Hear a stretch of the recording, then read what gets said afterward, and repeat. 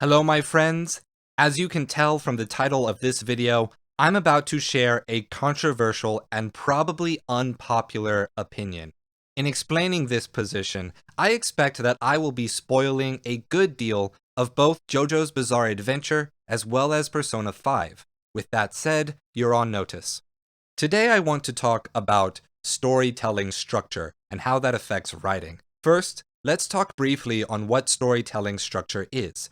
Whenever a person sets out to tell a narrative, that story, necessarily, will be broken down into a number of different parts, each with their own goals for what the author wants the reader to experience. For example, any given story is going to have a beginning, middle, and end. The beginning will introduce the characters and establish the setting. The middle will establish the conflicts of the story as it leads up to and resolves the climax, or the greatest conflict, while the end gives closure to the aftermath of the conflict by describing how characters and the setting have changed as a result of those conflicts. Obviously, this is just one basic example of how to write a 3-act story, but it is important to establish these basics to understand that what narrative structure you choose is in fact going to affect how you end up writing the story. To demonstrate this, let's look at a few other narrative structures and the effects that they have on writing. The 5-act story, the framing device, and in media res. The 5-act story is essentially the same as the 3-act structure, only more specified and more patient. The 5 acts are exposition, rising action, climax, falling action, and resolution. Exposition is essentially the same as the 3-act structure. The rising action has all the minor conflicts and character building. The falling action is characters reacting to the climax, and the resolution is also unchanged from the 3-act structure. The main difference for the 5-act structure is in how the author approaches the climax. When you think of the climax as its own separate part of the story, the author naturally spends more time exploring the dynamics and effects of the story's major conflict.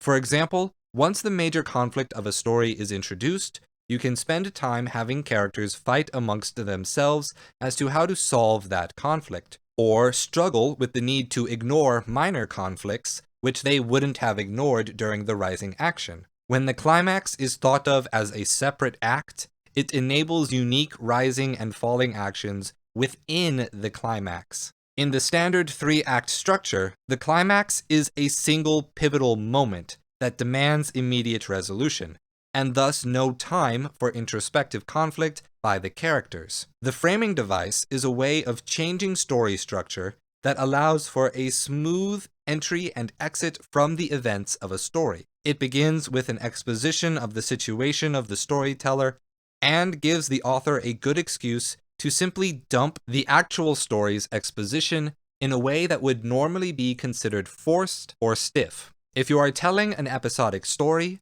the framing device allows you to interrupt the story or insert a temporary resolution in the middle of the main story structure, in a way that is expected and thus not jarring or unimmersive. The main strength of the framing device, however, is that it creates the potential for a strong and detailed final act or resolution. The characters are given permission by the framing device to reflect on the nuances of solving the major conflict at the time, and the audience is shown the long-term effects of the events of the story. The framing device allows you to shrink the length of the beginning and replace it with far more time devoted to the conclusion. In media res is a story structure that starts you in the middle of the major conflict of the story, or just slightly before that conflict, and then immediately jumps back to the beginning of the story to start the exposition. The major benefit is that the sudden and immediate action scenes, the danger and the risk of the climax, gets the audience to have an immediate reaction, and that is supposed to hook the audience, get them invested. But after that, you have to return to a more standard narrative structure. While that hook is a big benefit, it also has a big drawback. Once you have pumped up the audience's endorphins and put all of their interest in that thing that will happen later, the audience must now wait through an exposition that is, by comparison, slow and boring. The audience is now more invested in the event, the conflict, rather than the character's reaction or context in that conflict. Authors naturally react to this by rushing through the exposition, and thus the exposition becomes flimsy and largely unimportant. And this brings me to the story structure that I really want to talk about. Japan's 4-act story structure. Exposition, rising action, twist, and the final climax/conclusion act. To talk about it, we need to get on the same page about what a twist is. A twist is a narrative device that is typically used to establish the climax of a story. Most often in crime or mystery stories, a twist is meant to amaze the audience at the highest moment of tension. As we have seen with all of these different story structures, the main change that happens with any given conception is the amount of time and detail the author gives to that section of the story. Given that it is a recent example, I will turn to Persona 5. Persona 5 has a mixture of almost all of these story structures at once. It begins in media res as you jump through an expensive-looking casino and end up getting captured by the enemy. Rather than jumping immediately to the story, instead Persona 5 then jumps to the story's framing device, an interrogation with the character Sae Nijima, a public prosecutor, owner of the judge confidant, and the older sister of Persona 5's best waifu, Makoto Nijima. The major spoiler for Persona 5 in here is that it turns out the casino at the beginning was Sae Nijima's palace, a symbol of her corruption, and because of how realistic Sae Nijima's mental world delusions were, the police were conveniently able to enter the distorted metaverse, arrest you, and imprison you back in the real world without narrative dissonance. We then catch up to the in media res interrogation after countless jumps back to that interrogation that happened at the beginning, middle, and end of each chapter. At this point, the player is issued a pivotal dialogue choice. Sae Nijima asks something along the lines of, quote, "Are you sure you worked alone?" Then, a little butterfly girl warns you about the choice and tells you to trust in the bonds you formed. Here, I'm going to point out what I believe to be a flaw in how we finish out the rising action with this question. Throughout the game, not only do we build confidants with our teammates, but we are building a confidant with our interrogator in the future. The butterfly voice tells you to trust in your bonds and answer the question. So essentially you are given two options between the three dialogue choices. Do you trust in your teammates, lie, and say you worked alone? Or do you trust in your bond with Sae Nijima and tell the truth? Ignoring the fact that trusting your teammates could equally motivate you to tell the truth and trust in their ability to not be caught, if you go with the truth, your character thinks, quote, "I think I'm forgetting something," end quote. At which point Sae Nijima leaves, Goro Akechi walks in and shoots you in the head, you die, game over. If you lie, not trusting in Sae Nijima, your character tells Sae Nijima to show Goro Akechi his phone, and then you ask her to trust in you, and then you trust her to show that phone to Goro Akechi. In other words, if you trust in her at this sentence, you get shot in the head. If you trust in her after delivering the vital information, literally one sentence later, you succeed at your master plan and we officially enter the twist act of the game.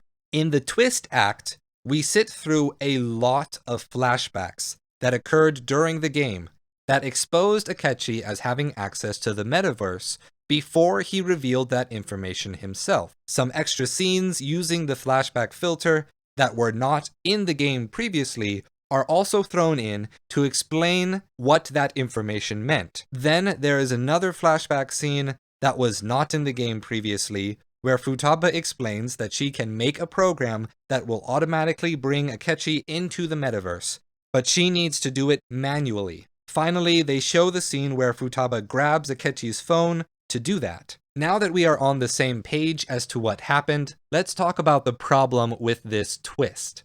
The problem is, this isn't a twist. A twist is when an author purposefully gives you all of the information needed to predict the result, but presents it as mundane and non-impactful. Persona 5 literally just didn't tell you what your own character's plan was. They gave a reason for why you couldn't remember, mainly that you were drugged by the police, but literally by answering a question completely unrelated to the plan, Joker is able to remember the plan without telling the player, despite the drugs that were keeping him from remembering in a way that would actually tell the player what the player's plan is. So what exactly was revealed in this twist? From the very first clue we got, Morgana was literally telling us to be suspicious of Goro Akechi. We spend the whole game thinking that he is a two-faced bad guy. He reveals that he is a persona user that can do both bless and curse elements, wow, just like a two-faced bad guy, and then the two-faced suspicious guy revealed himself to be a bad guy. Wow, the guy who was a bad guy the whole game turned out to be a bad guy. That's not a twist, that's not surprising at all. And then lastly, the big, super amazing twist that the game has is that, surprise boys and girls, it turns out that the characters knew that the suspicious bad guy was a persona user a few days earlier than when the game told you, and they made a plan that we didn't tell you about so that we could have this big twist reveal act. That isn't a twist. You just didn't tell me what the story was, and then you spent a long time explaining what the story was as though you were explaining a twist through flashbacks. Having information revealed to you that you already had revealed to you very literally and very directly, only to be told, well, your character actually knew that a few days earlier than you did. There's no surprise. There's no awe. I already knew that. So let me cut to the chase and explain my point on this. Japan's 4-act story arc makes authors think of the twist, which is inherently a narrative device designed to be momentary, to be the peak at the height of a climax, as though it were a whole and separate narrative event. So the authors write a whole and separate narrative event that they just hide from the viewer. This kind of twist is just a part of a normal rising action.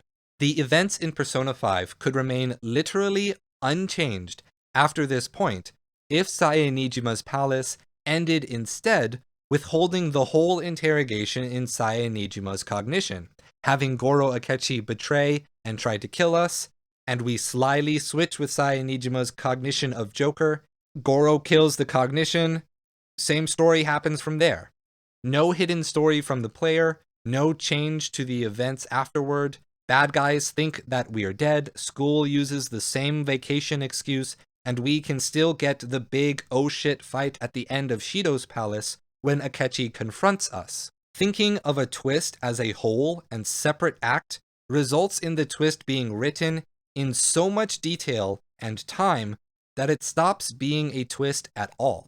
Now don't get me twisted here, because I still loved Persona 5, enough to make 3 other full analysis videos on it, and the ending in particular was one of my favorites this year.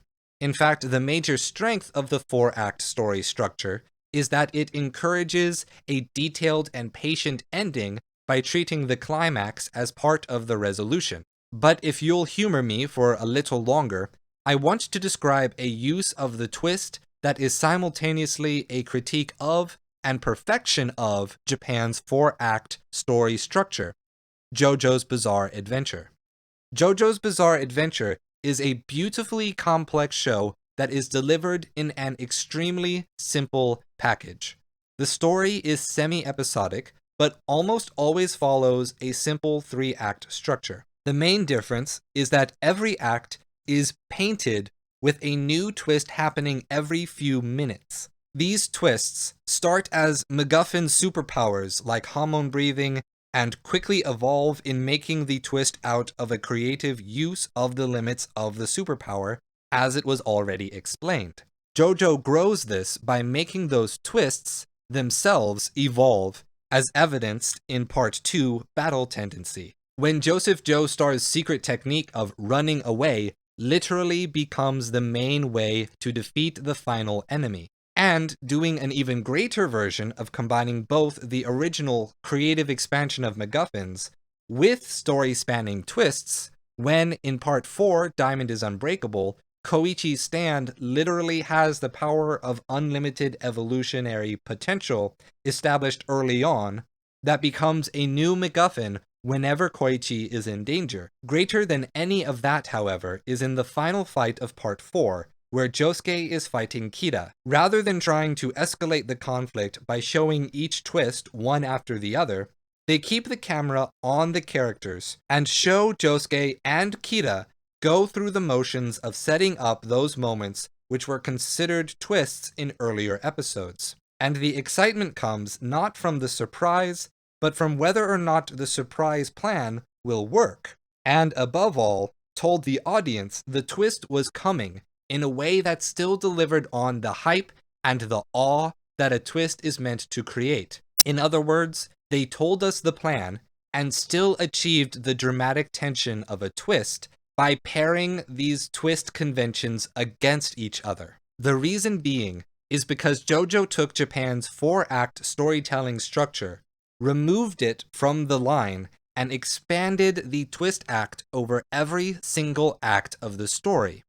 Rather than a story that has a twist, twisting is the story itself. Really, this is the ultimate version of what the 4-act structure aims at. JoJo's narrative is the virtue of the 4-act story. Since I have gotten to experience the epitome of this thing, I just don't have the patience to stomach lazy versions of the 4-act story like what I saw in Persona 5.